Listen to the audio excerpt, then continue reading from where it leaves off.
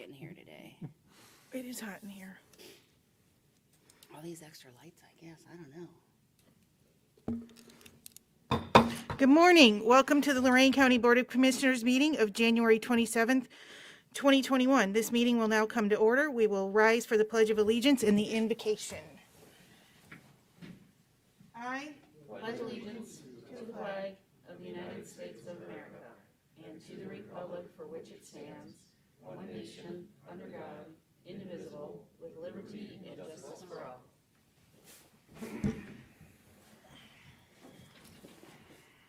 Our inspirational word for the day, clothe yourselves with humility toward one another, because God opposes the proud, but gives grace to the humble. That was very inspiring, Commissioner go. Lundy. I didn't write it.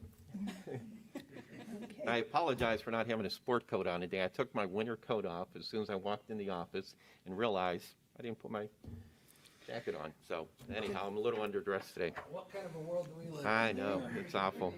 Have to keep one in the closet. Agenda, it's in the office, so. I apologize. I'm not gonna slow down the meeting, but. Here, Here you go. pass it over. Okay. No, I have one with my notes on it. if Oh. you don't mind. Yes. You want one too, Dan? I'll give him one here. Okay. Might wanna Well, spray it. yes. Okay, sorry about that. That's okay. We'll I just mean, all pause the for, paperwork is that- yeah. we'll just pause for 30 seconds. For station identification. Yes. Oh, you have another one, or no? That's okay. Yeah, no, I wouldn't say that much, you know? Yeah, because, I do have some, questions in regards to the appropriations, I had them numbered, Okay. what we were doing. Okay, so we'll make sure we Well, have the discussion points on we that. can do number one.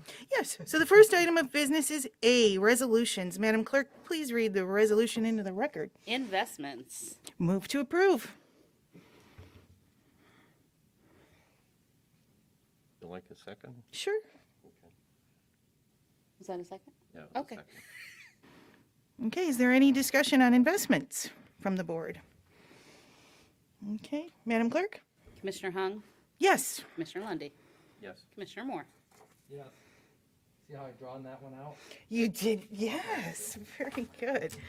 So we're gonna just pause for a few more seconds. He's coming back. There's the wonderful Miss Marcel to bring the paperwork in. Yeah, I apologize. So, yeah, I got here at 7 a.m. too, so. Is that the one?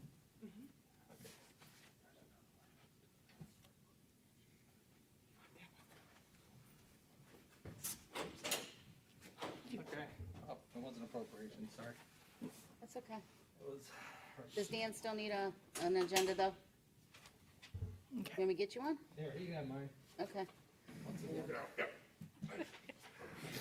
All right. Okay, You ready? so, yeah, Number 2, appropriations. move to approve. Second. Any discussion from the board?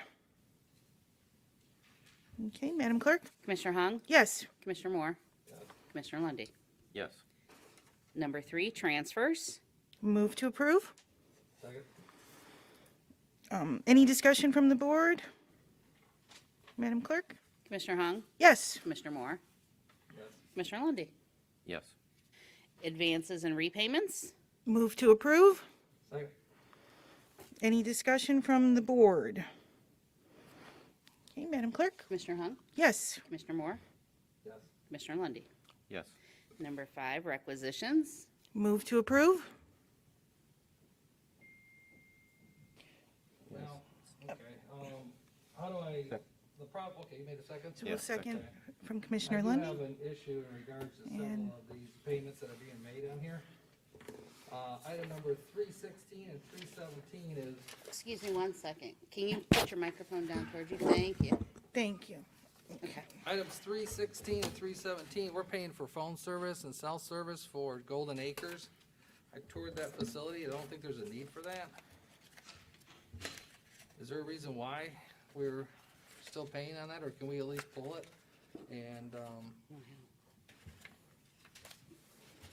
get more information in regards to why we're paying it? So 316 and 317. Yeah, and it was 316 and 317. It's for Golden Acres cell phone and phone service. So it's like, how much was that? It was like 1,500 and 600. It's like $2,100 for phone service. Everybody has their own phones, and there's no need for phone service at a facility that is empty. So I had an issue with it. I don't know if we can cut that out of the resolution or not. Madam Clerk, can we make a motion to amend to remove 316 and Yes, 317? actually, he could just accept to those and they will be taken off if everybody's in agreement to it. I'm in agreement with it. To pull those two? That's one person in Yeah, agreement. it's fine yeah, that's fine. Two. Sure.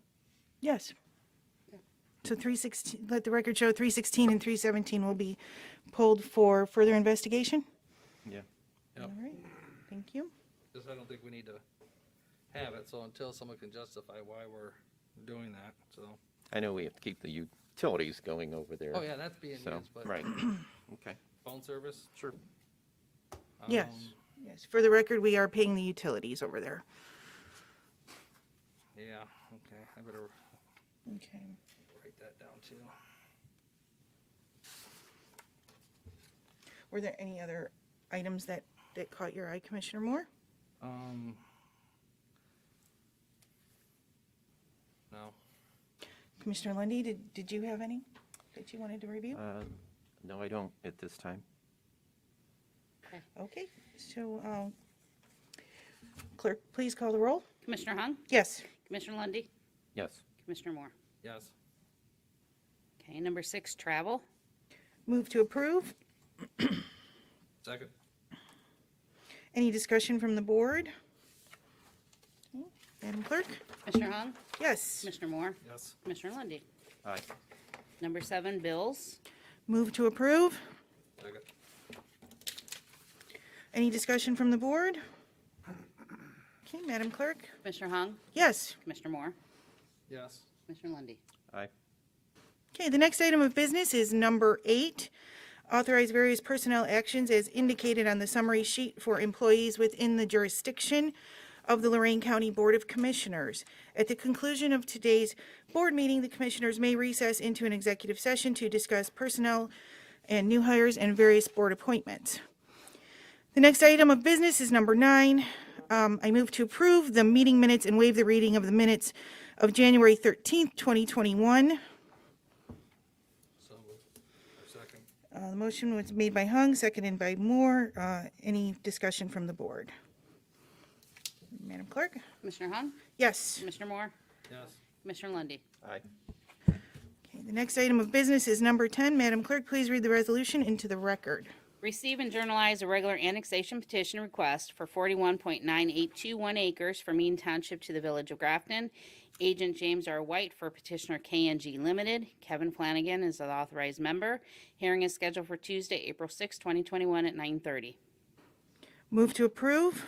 second, Motion was made by Hung, seconded by Moore. Any discussion from the board? I guess just so that my two new colleagues know that the reason that this had to be pulled back was there was a determination made that I believe that Grafton had to have 3 public hearings on the matter.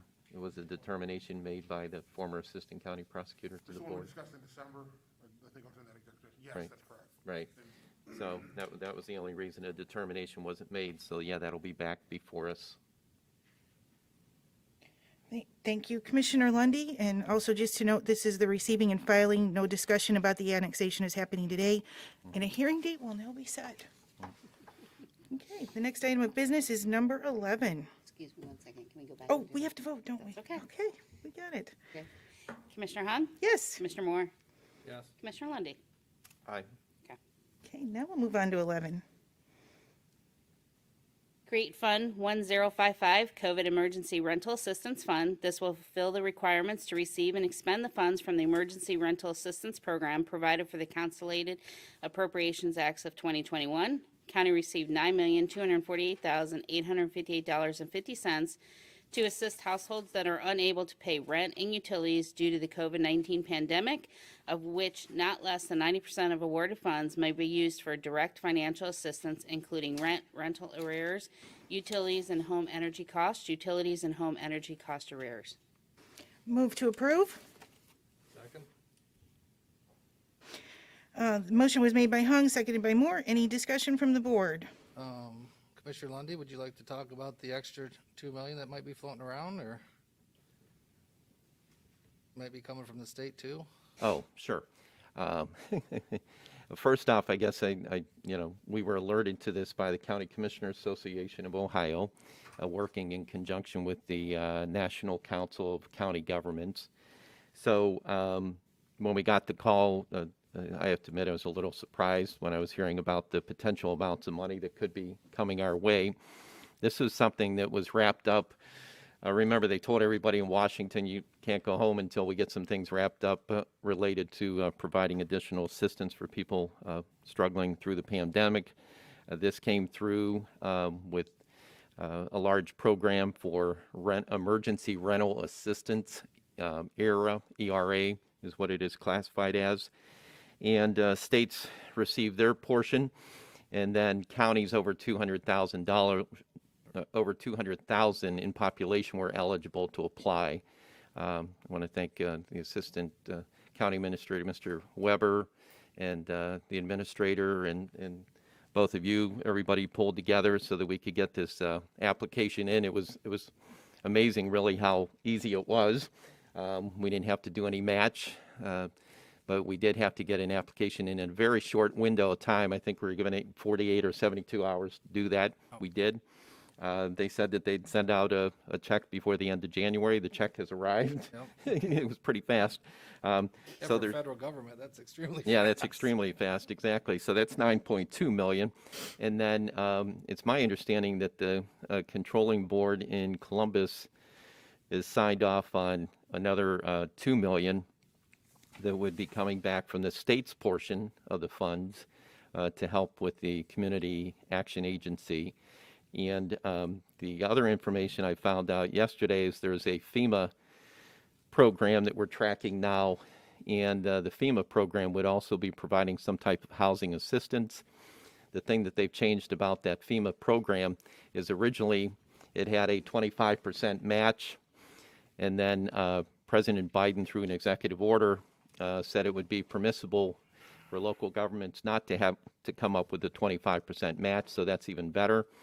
Tom Kelly is checking into that even more. We don't know what that amount could be, but this is good news because these dollars are badly needed, and it's good to see that they're coming back to the county. Yep, it was, when we saw the annual dues to be members in the CCOA, we spent pretty much close to $12,000 a year. I started to question that, but we did get notification as new commissioners in December that the Treasury Department was going to be releasing $25 billion. And the beauty of that is it's not going directly to the state where everyone takes a little cut as it comes to our way. This one went directly from the federal government to Lorain County. So this is a fantastic opportunity for people that are suffering. Our team here, everyone worked together. Again, I want to thank our team. I know Rob was working with your group and our group, and it was like I said, it was a great effort on everybody's part. So I want to thank you guys for the work that you did. So again, this is a very positive news. So I was just going to ask, I was looking at the resolution here, I noticed that, I don't remember being in on the discussion, but I see that the money is going to be transferred to Jobs and Family Services to set up a separate account there to distribute the funds. I do know that, organizations such as Community Action Agency do an amazing job of reaching out to the community and tracking these kind of programs. So I believe the $2 million is going to the community action agencies. That's coming from the state, but I don't believe this is in our resolution today, though, is it, Madam Chair? No, just so the public understands, these funds are to help individuals with rental assistance that have been impacted by the COVID-19 pandemic. By passing this resolution and having Jobs and Family Services manage the program, we can utilize our employees to help disperse this money to the residents in need and accomplish this in the time specified in the grant. And just to note, I don't know if it was announced when the amount, just so the public knows, is $9,248,858.50.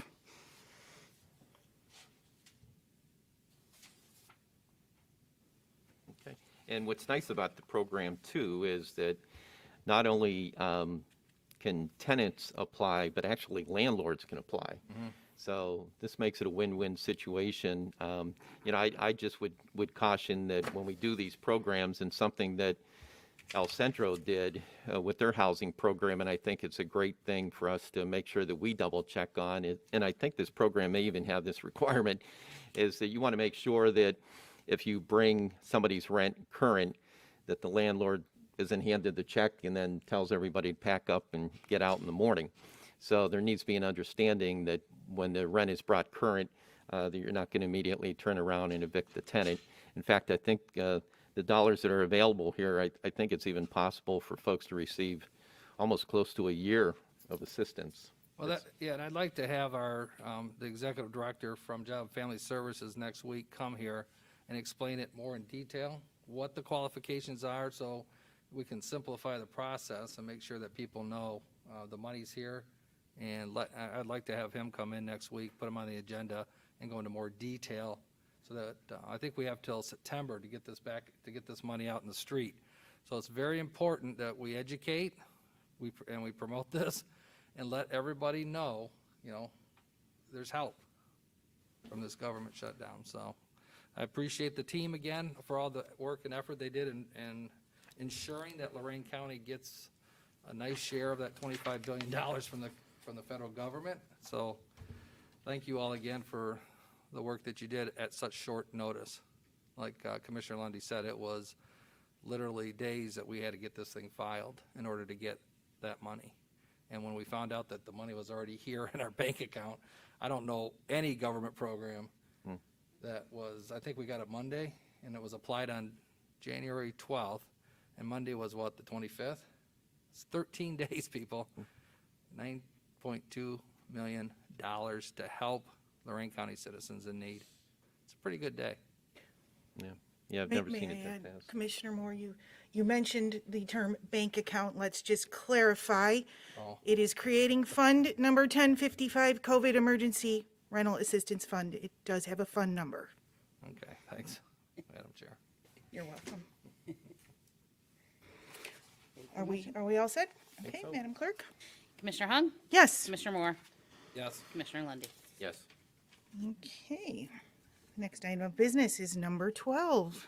Under Community Development, org contract to Green Home Solutions Cleveland in the amount of $10,340, which includes a contingency for any unforeseen change orders for Malcolm and Karen Mahaffey at 34165 Gina Drive, North Ridgeville, to receive grant assistance from CHIP Program Year 18 home repair for bathroom repairs and AC replacement. Okay, move to approve. Second. Motion was made by Hung, seconded by Moore. Any discussion from the board? Okay, these types of applications for assistance are made possible through the Home Repairs Program 2018, Community Housing and Impact Preservation, CHIP funds from the Ohio Development Services Agency to provide assistance to low and moderate income families. The original application for the assistance was made on December 22nd, 2018. Madam Clerk? Commissioner Hung? Yes. Commissioner Moore? Aye. Commissioner Lundy. Aye. Okay, moving on to EMA Homeland Security, number 13. Authorize the local emergency planning district to apply for $71,000 to State Emergency Response Commission for County Hazmat Program. Move to approve. Second. Motion was made by Hung, seconded by Moore. Any discussion from the board? Madam Clerk? Commissioner Hung? Yes. Commissioner Moore? Yes. Commissioner Lundy. Aye. The next item of business is number 14. Enter into contract with Resource Solutions Associates, LLC, Norwalk, in the amount of $28,420 for the Hazmat Mitigation Plan. This grant funding was received from U.S. Department of Homeland Security to review and revise the Lorain County Hazard Mitigation Plan, a working document that fulfills the mandates of the Federal Disaster Mitigation Act of 2000 and satisfies the requirements of FEMA and the Ohio EMA, as well as all meets the needs of all the participating jurisdictions in Lorain County. Okay, move to approve. Second. Motion was made by Hung, seconded by Moore. Any discussion from the board? Okay, this is a grant from the U.S. Department of Homeland Security that is paid directly to Resource Solutions. They are helping us with regard to the completion of hazard mitigation planning and updating our current hazard mitigation plan for the Lorain County Emergency Management Agency. They will be following the guidelines provided by the Ohio Emergency Management Agency and Federal Emergency Management Agency. The Lorain County EMA Director Tom Kelly will assist with this project as needed. And thank you to Tom Kelly, our EMA Director, for applying for these grant dollars to make this project happen. Madam Clerk? Commissioner Hung? Yes. Commissioner Moore? Yes. Commissioner Lundy. Aye. Okay, moving on to Children's Services. The next item of business is number 15. Authorize various personnel to utilize the agency's MasterCard for the year 2021, not to exceed $2,500 for permissible expenses within their policy. Move to approve. Aye. Second. The motion was made by made by Hung, seconded by Moore. Any discussion from the board? Madam Clerk? Commissioner Hung? Yes. Commissioner Moore? Yes. Commissioner Lundy. Aye. Okay. Moving on to the engineer, and we have a few projects to discuss as we prepare for orange barrel season. Number 16. Enter in a contract with H.R. Gray to provide construction administration and inspection services to LOR CR 62 0.1274 Penfield Township. Their price proposal is $48,796, of which 95% will be funded by ODOT. Remaining 5% will be provided for the engineer motor vehicle license fee account, and authorize the engineer to execute on behalf of the board. Move to approve. Second. Motion was made by Hung, seconded by Moore. Any discussion from the board? Okay, so, yes, we have a bridge replacement project in Penfield Township. So, no? Okay, Madam Clerk? Commissioner Hung?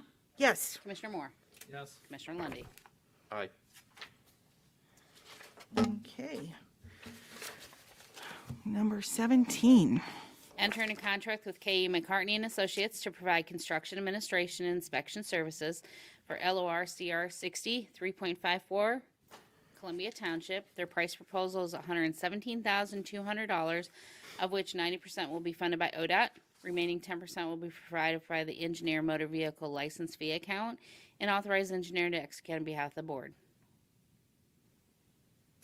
Move to approve. Second. Any discussion? The motion was made by Hung, seconded by Lundy. Any discussion from the board? Okay, so we have a resurfacing and safety improvements project in Columbia Township on West River Road. The selection of K.E. McCartney for the construction administration and inspection services work was based on letters of interest from 9 firms that responded to the Ohio Department of Transportation website. The Ohio Department of Transportation District 3 has agreed to fund 90% of the price proposal, and the remaining 10% will be funded by the Lorain County Engineer Motor Vehicle License Fee account. The maximum fee not to exceed $117,200 per the contract. Okay, Madam Clerk? Commissioner Hung? Yes. Commissioner Lundy. Aye. Commissioner Moore? Present. The next item of business is number 18. Madam Clerk? Approve and enter in a professional surveying services proposal with Raffner A. Limited in the amount of $40,000 to assist with professional surveying services associated with road, bridge, and ditch projects to be paid from the engineer project account, and authorize the engineer to be execute on behalf of the board. Move to approve. Second. Motion was made by Hung, seconded by Moore. Any discussion from the board? Okay, the Rafter Limited is a land surveying and an engineering firm located in Elyria. They will provide for the engineer general professional surveying services on a task order basis with fees based upon the number of hours worked in accordance with their hourly rates. Okay, Madam Clerk? Commissioner Hung? Yes. Commissioner Moore? Yes. Commissioner Lundy. Aye. Okay, next item of business is number 19. Amend Resolution 2136, adopted January 13, 2021, approving and entering in contract with Perham Electric, Inc., Wadsworth, in the amount of $779,000 $279 for the Broadway widening and traffic signal improvement. The said amendment is to correct the account number. Move to approve Resolution 2136 as amended. Second? Okay. The motion was made by Hung, seconded by Moore. Any discussion from the board? It seems two numbers were left off of the account number. The reason for the amendment, a 1 and a 0 that was left off. So we've cleared that up. Madam Clerk? Commissioner Hung? Yes. Commissioner Moore? Yes. Commissioner Lundy. Okay, the next item of business is number 20. Approve and enter in contract with Ronick Paving, Inc., Burn, in the amount of $992,350 for the Columbia West River Road resurfacing project, Columbia Township. 5 bids were received, this being the most responsive, complying with specifications. Ronick Paving, Inc. agrees to commence work on or before April 5th, 2021, and complete all work by November 30th. That should be November 30th. 2021. The project consists of widening paved shoulders, flattening of vertical curve south of Folly Road, and resurfacing Columbia West River Road from State Route 82 to Osborne Road in Columbia Township. ODOT safety funds will fund 90% of the project cost, and remaining 0% or $99,235 will be paid by the engineer account. Okay, move to approve. Second? Motion was made by Hung, seconded by Moore. Any discussion from the board? That was quite a lot there to read, Madam Clerk. This project may sound familiar as we talked about it on agenda item number 17 for the construction administration and inspection services. So, they go together. The project is funded 90% by Ohio Department of Transportation, ODOT, and the remaining 10% is provided by the Lorain County Engineer. Account number on the resolution. So, any further discussion? Okay, Madam Clerk? Commissioner Hung? Yes. Commissioner Moore? Yep. Commissioner Lundy. Aye. Okay, the next item of business is number 21. Approve and enter a contract with Breezy Trucking and Paving, Middlebrook Heights, in the amount of $2,478,064 for the North Ridge Road resurfacing and water line replacement project in Sheffield and Elyria Townships. 6 bids were received, this being the most complying with specifications. For Breezy Trucking and Paving agrees to commence work on or before March 1st, 2021, and complete on all work by November 30th, 2021. The project consists of planning and resurfacing North Ridge Road from Lorain city limits, 0.2 miles east of Broadway to State Route 57. Work also includes abandoning an existing 10-inch water main and replacing with 12-inch water main from Elyria Avenue to State Route 57. NOACA will be providing the funds for 80% of the project cost attributed to the roadway improvements. Remaining 20% of the roadway improvements will be paid by OPWC.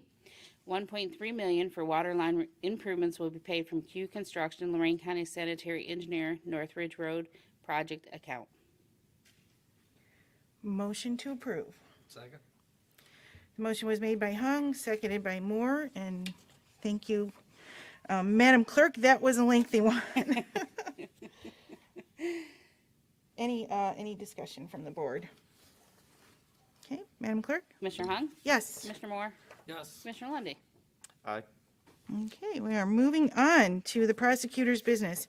The next item of business is number 22. Enter into agreement with Carlisle Township to provide professional services and Township Law Director in accordance with the Ohio Revised Code 504.15, effective retroactive to January 1st through December 31st, 2021. Move to approve. Second? Motion was made by Hung, seconded by Moore. Any discussion from the board? Okay. Commissioner Hung? Yes. Commissioner Moore? Yep. Commissioner Lundy. Aye. Okay, moving on to the sheriff. The next item of business is number 23. Renew the contract with Licata Way, Inc. in the amount of $39,936 to provide substance abuse counseling services for inmates at the jail, which will provide up to 32 hours per week, effective retroactive to January 1st, 2021 through December 31st, 2022. Move to approve. Second? Motion was made by Hung, seconded by Moore. Any discussion from the board? Madam Clerk? Commissioner Hung? Yes. Commissioner Moore? Yes. Commissioner Lundy. Aye. Okay, moving on to veterans. The next item of business is number 24. Authorize the payment of $1,000 to Boyer and Cool Home for Funerals, Lorain, for indigent veteran Stephen Lewis Herbie at Eden Township in accordance with the Ohio Revised Code 5901.25. Move to approve. Second. Motion was made by Hung, seconded by Moore. Any discussion from the board? Madam Clerk? Commissioner Hung? Yes. Commissioner Moore? Yes. Commissioner Lundy. Aye. Okay, moving on to reports. Do we have anything from County Administrator Tom Williams? We do not, because he is not present. Moving on to Assistant County Prosecutor, Mr. Dan Petticord. One thing I have is there will be a piece of current litigation I want to discuss with the board. I think that's an appropriate topic to get into an executive session, so I ask at the end of the meeting that we move into executive session to discuss pending litigation. Pending litigation, okay. Okay, and where am I?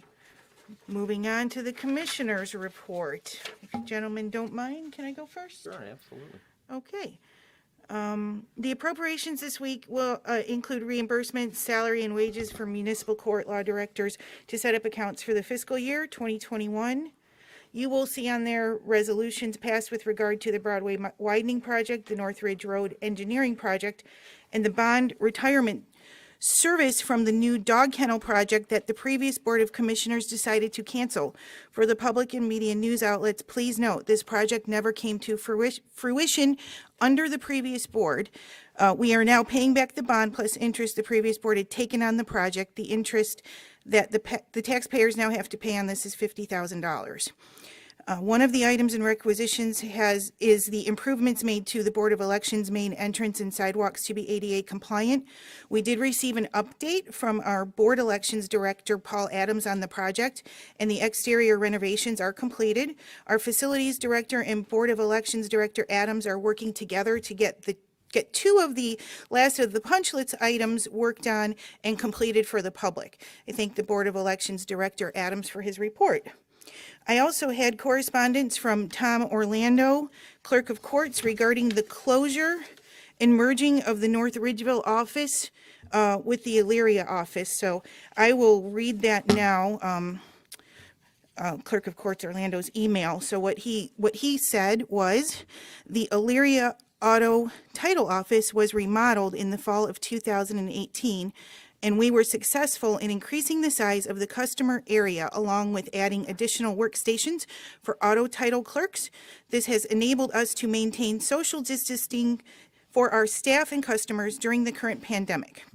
By consolidating North Ridgeville with our Elyria operations, all current employees in both offices are being retained. Between the Elyria Auto Title Office and the Lorain Auto Title Office, we can accommodate the current demand for auto title transfers, along with the additional services we provide to the public, including passport applications, photos, watercraft title registration.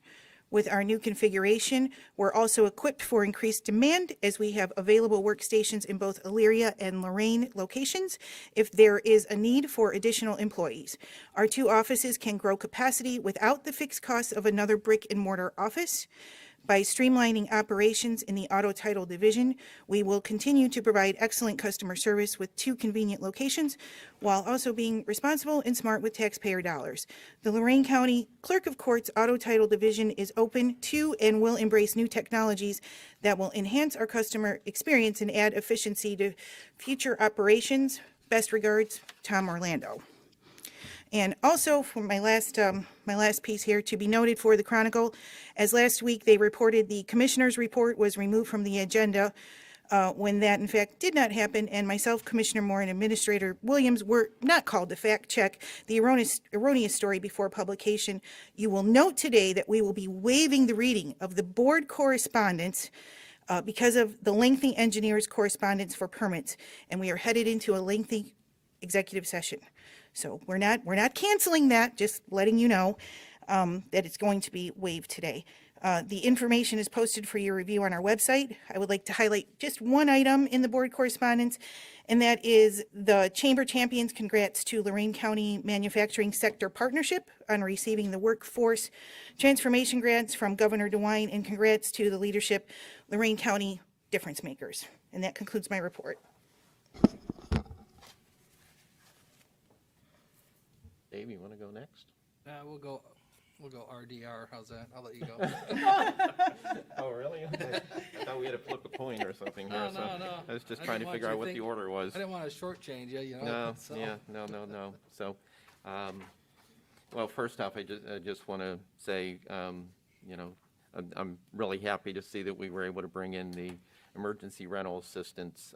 Those dollars are going to be greatly needed. The community is very concerned about people being able to stay in their homes and other housing issues that are plaguing the county during this pandemic. Also wanted to note with our stormwater district, we met and want to make everybody aware in the townships that we have $400,000 in grants that will be available, but you need to make application on those community grants by March 31st. So there's another reminder on that. The Stormwater District and the Stormwater Advisory Committee, everybody's doing a good job on that, and we're making things much better, making sure that water's not getting up on the roadways and flooding out people's properties and flooding out their basements and all those other issues that surface. So good work is getting done. The Community Protection Team met again yesterday. That's a group of community leaders all talking about working together through the pandemic. The health director informed us 800 cases in the past week in Lorain County. It's not going down fast enough. There are concerns. Over the weekend, you may have heard that many of our seniors age 81 and over were over at JVS, and also there was a drive-through set up in North Ridgeville for vaccinations. A total of 1,900 were actually vaccinated. I understand that they had to cut off the drive-through in North Ridgeville early because very early they only had 500 available vaccines that day, and so not everyone was attended to, but they are certainly following up and making sure that the rest of that 81 and over group gets vaccinated. Mercy and UH were both indicating that for some folks getting the second dose, that there were some symptoms or side effects, but minor things, some achiness and some discomfort at the injection site. But that was about, they're reporting about 15% of the people, mostly on the second injection, that were reporting that. But please follow that along, and we have to follow. I got an email the other day. People think that we tell the health department what to do. The health department doesn't work for us. Sometimes when you see Lorain County in the name, everybody immediately thinks we run the metro parks and everything else, and you probably experienced that last time when you were here, Dave. I'm experiencing it now. Right, exactly. So we got some emails, and I was trying to inform everybody the governor is making determinations as to what order the vaccinations are taking place. That's not something that we can necessarily change, just so everybody's aware of that. Want to congratulate all the members who put together the 35th annual Elyria Reverend Dr. Martin Luther King Jr. community-wide celebration. That started with a march and a car caravan from the high school, or from the City Hall parking lot, then went over to the high school. There was a program over there. Want to thank the Elyria NAACP President, Ardella Tolbert, and Inez James was the Master of Ceremonies, did a great job, and the main speaker was Loretta Jones. So that was a very well organized event. And I guess I'd just like to wrap up with expressing, my concerns, and I know I've expressed to people in the building, is that I just really feel we need to do a much better job of masking in the building and masking up, and I'm just seeing too many cases of people being around each other, engaging each other, and not wearing masks or not covering their nose and their mouth. We're so close to the vaccine here. I just want to make sure everybody stays healthy in the workplace and all of our employees stay healthy and safe as well. That completes my report, Madam President. Thank you, Commissioner Lundy. Commissioner Moore. Thank you. Last couple of weeks, I've been doing a lot of reviewing, looking at numbers, seeing what's going on. I walked through the Golden Acres here a couple of days ago. Basically, what I'd like to do is have the county administrator review many options on that. There's some companies that we need to probably liquidate the building. It's full of hospital beds that can be used elsewhere. We could probably get those out on the street and somewhere where people maybe need them. It's just I heard they put a new roof on, but the inside is pretty rough. So I'm gonna ask him to at least work on that. I've been working on a lot of economic development issues, such as, people outside the county. They've seen the change, and they are calling and they are knocking on the doors. I'm currently speaking with about 3 different companies that are gonna bring 200 to 300 jobs here. When it gets closer and real, I will then advise you guys maybe what it could be and whether or not we really do, if we can help or not. But the main thing is it's trying to create a friendly atmosphere here. I'm going to start talking about some other things right now. So I'm going to take a couple steps back. Trust me, sometimes I ramble on. I wrote things down so I don't go off on different tangents. Those that know me know that I do that a lot. So what I want to do is, a lot of misinformation's going on, and when it's 8:30 at night on a Saturday, and I get a phone call from a reporter, and I ask a direct question to him, and he cannot answer it after 2 weeks with proof and facts, I have an issue. So let's talk about COVID dollars. Last year, 16.647,886 was spent. There's still, I think, a couple $100,000 that has been spent. We haven't been invoiced yet. So all the COVID dollars have been spent. For example, out of that $16 million, local food banks received $286,880. Veteran groups, $328,032. District Health Department received $493,000. Marketing that was spent, $114,750. Port Authority, $787,000.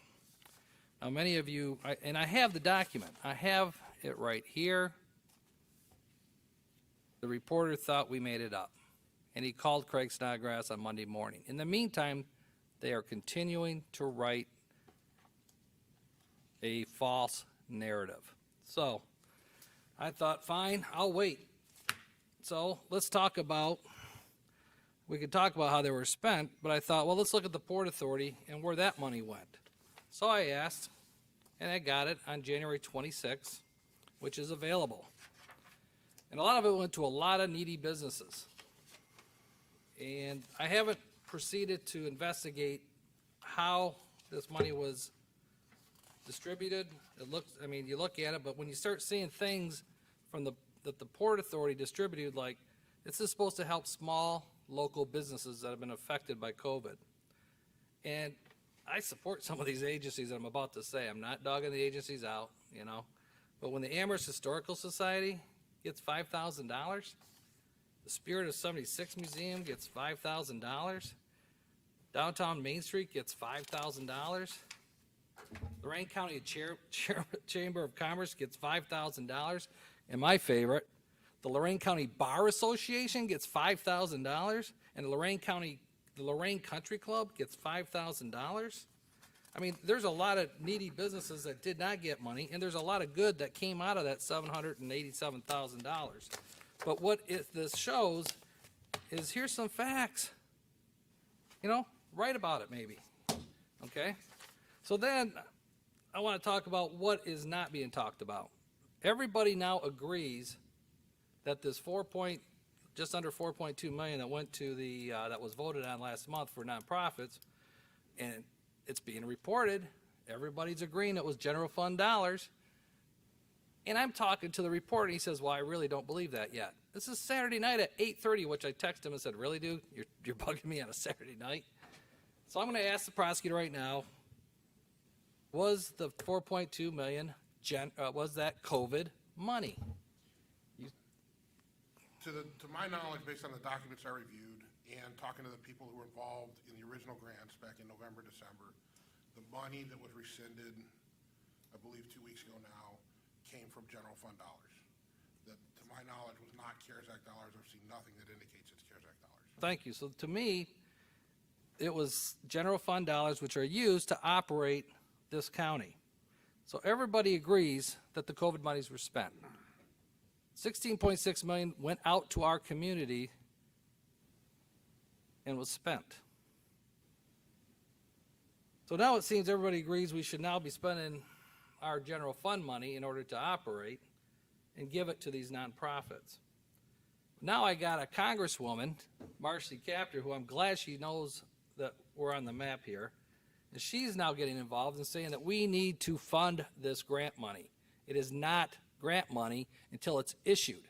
It's general fund money for the operation of our county. So the fact that the Democrats now control Congress, Senate, and presidency, I am going to publicly ask her that please send us the $4.2 million from the federal government. Send it to us and say we want these 25 nonprofits to get the money that they feel they deserve. And if she's willing to do that, that's fine. You know what? I'd love to take that money from the federal government. I'll take as much federal government money as we can, like we did today with the $9.2 million, and let's get it out to the citizens that need it. I'll support that all day. But I'm not going to take operational money away so that we can provide the services that we're elected to do. So my issue, I don't want to go to war with the Chronicle.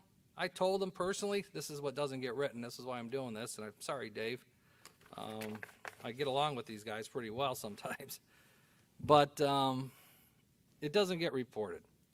And I like newspapers. I'm old school, okay? But you got to remember, newspapers never sold news. They sold an audience to their advertising. I'm a marketing guy. That's what they wanted when you look to advertise. Okay, who's your target market? Who are you who are you doing? In fact, in marketing, the running joke in the newspaper industry, because I got a lot of guys that used to work there, is they see news articles as filler because they're trying to fill it up with auto commercials and everything else. So basically was the aim to herd the audience into a passive consumer mass, so that everyone can market, and that's kind of how the old formula worked. Opinions, that divides readers, and we all know that. But that was basically what happened was that kind of stuff was always kept in the editorial sections of the newspapers. And the digital age basically exploded and destroyed that business model, as we all know. Advertisers went from newspapers to social media. And it's sad because over 2,000 newspapers nationwide are no longer in existence. And basically for all information, if you want to get information now, it's infinite. You can get it anywhere on the internet. You can get information, right or wrong, you can get it anywhere. So what's happened in the last couple of years is our news now chases a reader. It used to be the other way around. So now what happened is there's been a pivot in journalism to, it's called this definition called post-journalism of opinion. So it's basically aimed to commodify, and it's supposed to polarize, and it's used as a threat. And journalists like to scare the audience so they can donate, AKA that's called buying advertising dollars or spending money to read their articles online on a monthly basis. So basically what's at stake right now is that money. So the old style media had a need for happy customers, okay? The goal of post-journalism, according to the media scholars, is that to produce angry citizens. You can see where I'm heading with this, I hope. So yet what like journalistic failure was, in fact, an astonishing post-journalistic success these past 10 years. It's working. People are getting angry, and they're starting to follow this type of news. So the intent of this post-journalism was never represent reality or to inform the public, but to arouse enough political fever in readers that they wish to enter a paywall, I call it, to support the cause. Paid subscriptions. I mean, the New York Times did it very well. They've multiplied in the last 4 years 6 times. They're the largest online subscription in 6 times. So now what's going on is papers are staking out polarizing positions in this, I call it the mode of post-truth. Opinions could now be transformed into facts if you hold it passionately enough. The essence of this whole post-journalism is informational polarization is now being sold as a commodity. Objectivity, as you can see, has crumbled. And, revolutions tend to radicalize, but post-journalism is now its business model. That's where they're at. And the demand for moral clarity pressed by those who own the truth must increasingly resemble a quest for radical confirmation, and radicalization must now balance with that bottom line of papers and news. So now the final paradox of post-journalism is that the generation, this is what's crazy, is the generation that's most likely to share the moralistic attitude of a newsroom, I call them newsroom rebels, that they're the least likely to read a newspaper. And so the gentleman's name is Andrew Meir, he's the one that first defined the concept, and he sees post-journalism as a desperate gamble, but it's doomed in the end by demographics. So this isn't going to end, folks. I mean, I hate to see it because I love our local news, but with over 400 years of history, there is a collision coming, and it's a digital tsunami, and basically it's going to take it to an extinction. I mean, it's sad because I do really enjoy it, but we're starting to see its self-destruction. I was very clear that it's not COVID dollars. I was very clear that we had proof that it was not COVID dollars. And I was very clear when I told the reporter that I understand. You have 2 months of saying that this was COVID money. So the newspaper already invested 2 months of telling the people that it's COVID money. It is not. I told them it was not. I said, I have proof it was not. Sorry. Oh, thanks. Is Sorry. that my timer? I No, had a timer? Sorry. I need a timer. So basically, I don't want to go to war with newspapers, but I understand their position. It sells news, but it also creates division. It creates hate. And I was elected to look out for the taxpayers' funds. And we are certainly, we're going to be having some budget hearings pretty soon to make sure that we can make it out throughout the year. I'm looking forward to those budget discussions. And I'm looking forward to creating a position that we will talk about in executive session in regards to, it's like an ombudsman position, so that we can maybe communicate a little easier to our nonprofit friends to make sure that what can we do to help you, because you know more about what's going on in your communities than we do. We need your help. These nonprofits, we need their help to help us to know what those needs are in the community. 2 days after the meeting in which we rescinded the $4.2 million, I had a 2-hour Zoom meeting with about half of the nonprofits. And I was pretty clear on my position, and they appreciated my frankness and my bluntness, and they were looking forward to future opportunities to work together so that we can all, create a synergy to make sure that the people that we all represent are taken care of. And that's what we're going to be. So in executive session, I will be talking about possibilities and see if my fellow commissioners will agree, if it's something that they would like to participate in. If not, I understand. But I will be moving forward with this concept. So I do appreciate the opportunity to speak. And that concludes my report. Our next item is, thank you, Commissioner Moore. Our next item is the Clerk's Report. Madam Clerk, please read the report into the record. February 3rd, 2021, Commissioners meeting at 6 p.m. I move to amend Resolution 21-5 adopted January 4th, 2021, of extending the 9:30. We are going to extend the 9:30 a.m. meeting time for the month of March 2021. And the motion was made. Do I have to second that? I need a second. I'll second it. Okay. In discussion. The motion was made by Hung, seconded by Moore.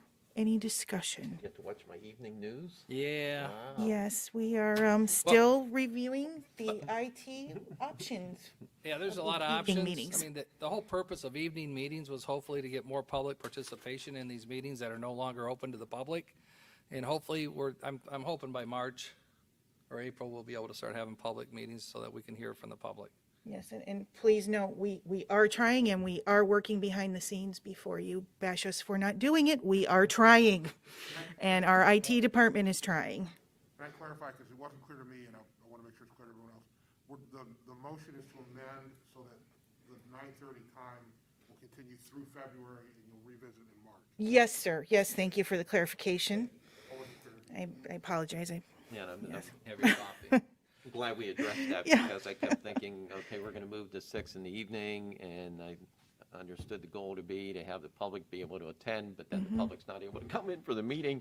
So I thought we might as well just stay at 9:30. So Well- that makes sense. Sure. Thank you for your input, Commissioner Lundy. It is an IT issue, so we can be more interactive. So we are working on that behind the scenes. We're not keeping it from the public on purpose. We are still working on it. So, Madam Clerk, Commissioner Hung, yes. Commissioner Moore, Yep. Commissioner Lundy. Aye. Okay, So then number 2. number 2. Commissioners sent retirement proclamations to Bob Milovich, Auditor's Office, 31 years, and Darlena Howard, Job and Family Services, 28 years. Okay, our next item is F, Board Correspondence, and I will move to waive the reading of the Board Correspondence. I don't know. Second. Teresa will take this gavel and beat you with it, Commissioner. Whatever the pleasure of the board is.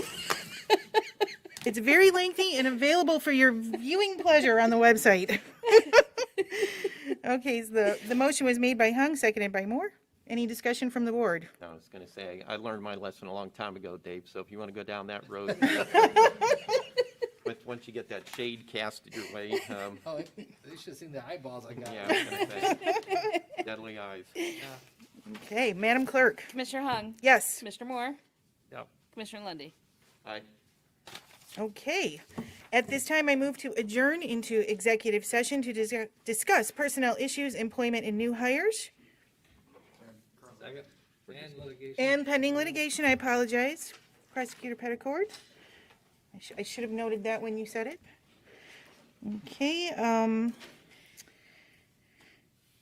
we have to? do you Commissioner need to Hahn? roll? Yes? Commissioner Moore. Yep. Commissioner Lundy. Okay, motion carries. We are adjourning into executive session.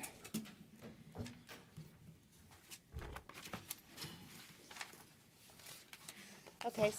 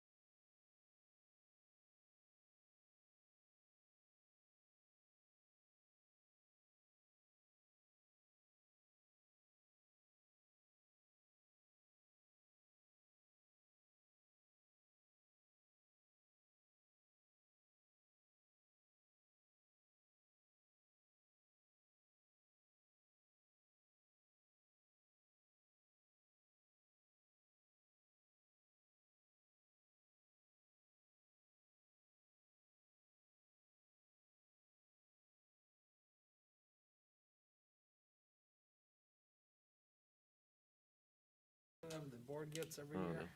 Oh, yeah, that's kind of what we made up, What does it or I made say? up years ago. We're ready? Who's that We're here? ready. Okay, at this time, we are now returned from our executive session, and the meeting is called back to order. Okay, and I will make a motion to approve the summary sheet that we went over in executive session. Second? Okay, the motion was made by Hung, seconded by Moore. Madam Clerk? Mr. Hung? Yes. Commissioner Moore? Aye. Commissioner Lundy. Aye. Okay, so Motion to adjourn? no, Oh, no? not yet. I may have a meeting announcement, which we sort of did before. So meeting announcement, next meeting will be next Wednesday, February 3rd at 9:30 a.m. 2021, Mr. Lundy. It's the last time I said 2020. Yeah. And with that, since there's no further business, this meeting is adjourned.